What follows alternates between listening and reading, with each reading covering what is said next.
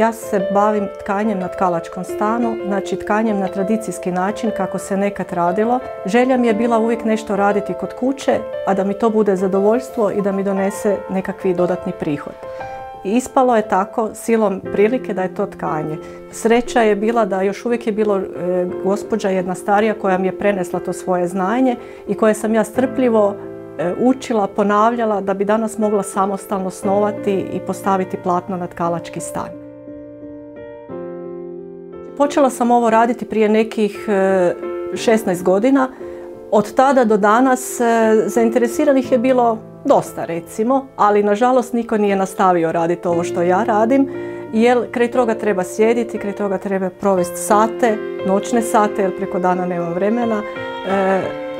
Sjediti, raditi i voljeti to, tako da na kraju dobijete rezultat. Dosadašnji moj rad je, moram se malo pohvaliti, je primijećen. Znači, ljudi su primijetili da ja radim 100% ručni rad, onako kako su to radile naše bake, mame. Rezultat tog mojeg rada je prvo mjesto u našem gradu Ivaniću za originalni suvenir.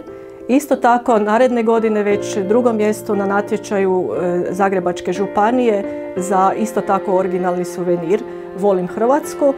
I tako da ću ja tim načinom nastaviti i dalje i pokušavati čim više naučiti da budem sve bolja što se toga tiče. Ja sam Nevenka Radočaj, bavim se tradicijskim tkanjem na tkalačkom stanu.